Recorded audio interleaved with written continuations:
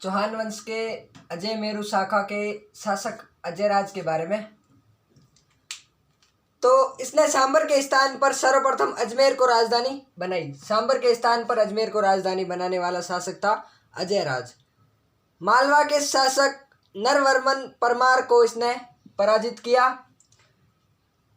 और अजयराज ने पुष्कर के निकट नागपहाड़ी श्रेणी में गढ़बीटली दुर्ग, नागपहाड़ी श्रेणी में जो कि पुष्कर के निकट है, वहाँ पर गढ़बीटली दुर्ग बनाया, जिसे तारागढ़ भी कहा जाता है, राजपूताने की कुंजी कहा जाता है, राजपूताने का जिब्राल्टर कहा जाता है या राजस्थान का जिब्राल्टर कहा जाता है।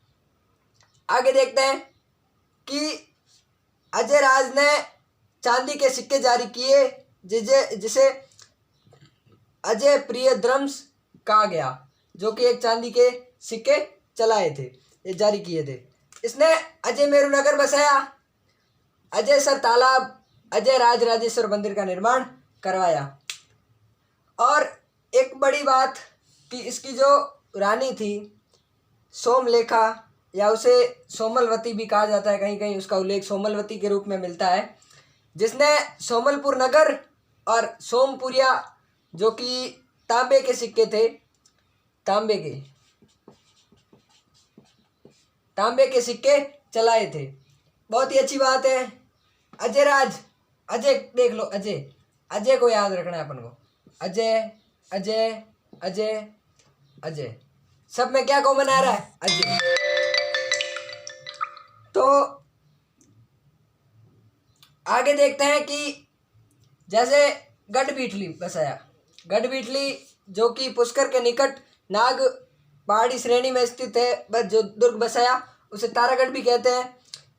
उसके बारे में कुछ देखते हैं कि जो ये गढ़बीटली है उसे विशेष हेबर ने पूर्व का जिब्राल्टर कहा, और जो सिक्कों का अध्ययन होता है उसे न्यूमिस्मैटिक्स कहा जाता है। न्यूमिस्मैटिक्स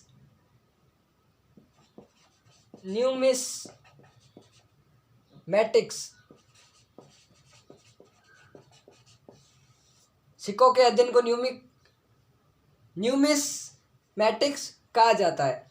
गढ़बीटली को तारागढ़ या राजपूताने की कुंजी या राजस्थान का जिब्राल्टर कहा जाता है।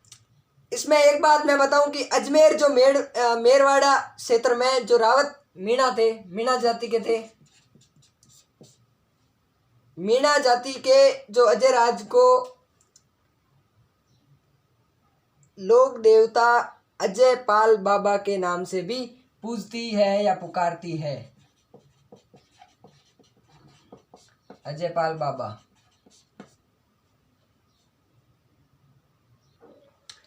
अजयराज के बाद में बात करते हैं अर्णोराज की। Game changer.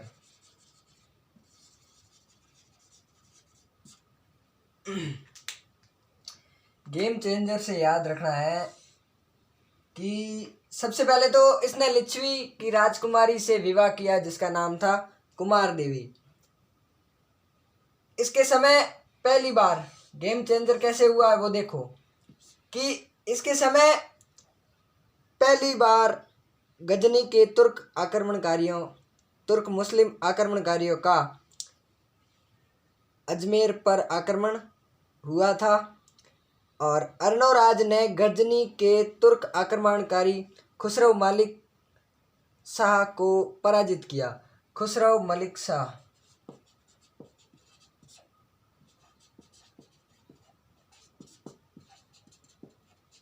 को पराजित किया, जो कि सेनापति था, मुख्यतः गजनी का सेनापति था।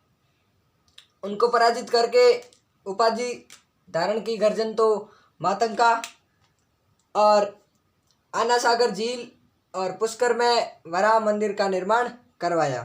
तुर्क विजय के उपलक्ष्य में 1133 और 1137 के मध्य उसने आना सागर झील का निर्माण करवाया।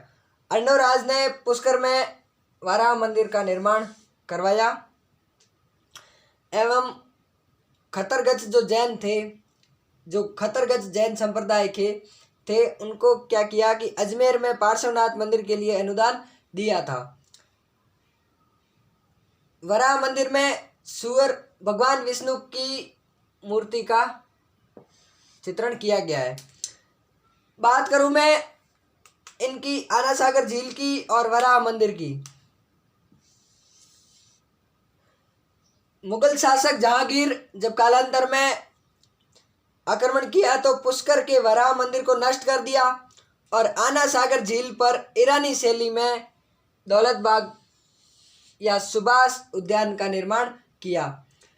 और एक बात मैं बताऊं कि लिच्छवी वंश की राजकुमारी कुमार देवी से विवाह किया। और दूसरी बात कि जयसिंह सिद्धराज जो कि गुजरात के राजा थे, उनकी पुत्री कांचन देवी चालुक्य संप्रदाय की थी, उनसे विवाह किया। और कांचन देवी थी जो कि जैन संप्रदाय में रुचि रखती थी, जैन संप्रदाय में रुचि रखा करती थी। बात करूं मैं इसके वंशज की या संतानों की कि क्या क्या हुए क्या क्या नहीं हुए। पहला, जगदेव, जिसे पितृहंता के नाम से भी जाना जाता है। राजकुमार जगदेव चौहान ने अपने पिता अर्णोराज की हत्या कर दी थी। अपने काम के दो ही हैं, विग्रहराज फोर्थ और पृथ्वीराज चौहान तृतीय। बाकी अपने को फालतू कचरा पढ़ना नहीं है। विग्रहराज फोर्थ के बारे में मैं थोड़ा सा बता दूं कि इसके समय को चौहानों का स्वर्ण युग कहा जाता है। इसका अन्य नाम बीसल देव और कवि बांधव भी था। अब मैं बात करूं पृथ्वीराज द्वितीय, तो मृत्यु के पश्चात इसको एक पुत्र की प्राप्ति हुई, वो नागार्जुन था। सोमेश्वर की बात करूं तो इसका पुत्र था पृथ्वीराज तृतीय। और अर्णोराज और विग्रहराज फोर्थ के जो दरबारी विद्वान थे, ये दोनों के दरबारी विद्वान थे, विग्रहराज फोर्थ के और अर्णोराज के। तो इन्होंने क्या किया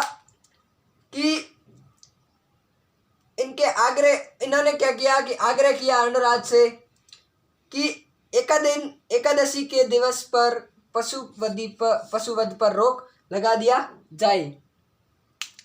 अब इसके आगे अपन विग्रह फोर्थ के बारे में पढ़ते हैं। बात करते हैं अगले शासक विग्रहराज चौहान फोर्थ। इनका उपनाम मैं बता चुका हूँ, बीसल देव, कवि बांधव, और ये विद्वानों के बड़े संरक्षण थे। इन्होंने स्वयं ने हरिकेली नाटक की रचना की थी। इससे पता चलता है कि ये स्वयं विद्वानों के रक्षक थे। इनके समय को चौहानों के वंश का स्वर्णयुग कहा जाता है। ये चौहानों का सबसे बड़ा साम्राज्य निर्माता शासक कहलाता है। उसके बाद में इसने खेराड़ की मीणा जाति पर विजय के उपलक्ष्य में राजमहल की पहाड़ियों में बीसलपुर नगर और बीसलपुर झील दोनों का निर्माण करवाया। उसके बाद में इसने गौरकणेश्वर महादेव मंदिर बनवाए और बीसलपुर नगर बनास नदी के किनारे में है। और मैं बता दूं कि इसके दरबार में जो एक कवि थे सोमदेव, उसने ललित विग्रहराज ग्रंथ को लिखा था। विग्रहराज स्वयं ने हरिकेली नाटक लिखा जो कि संस्कृत भाषा में लिखा गया। विग्रहराज ने स्वयं संस्कृत भाषा में हरिकेली नाटक की रचना की थी। अजमेर नगर की जो एक सरस्वती पाठशाला थी उसमें हरिकेली नाटक का अंकन था, परंतु कालांतर में कुतुबुद्दीन ऐबक ने इस पाठशाला को तुड़वा दिया और अढ़ाई दिन का झोपड़ा नामक एक मस्जिद बना दी, जिसमें पंजाब शाह पीर के लिए बनवाई थी और ढाई दिन का झोपड़ा भी कहा जाता है। राजस्थान की पहली मस्जिद के नाम से अढ़ाई दिन का झोपड़ा निर्मित किया गया है। और मैं बताऊं कि नरपति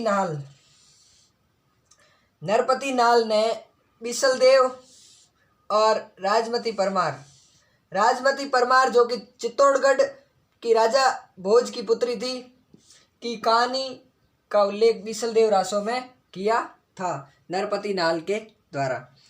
अब इसके बाद बहुत ही इंटरेस्टिंग पृथ्वीराज चौहान तृतीय के बारे में पढ़ेंगे। 1177 से 92 तक 1166 में इनका जन्म हुआ था। 1177 में इनका राज्याभिषेक किया गया था 11 वर्ष की आयु में मात्र।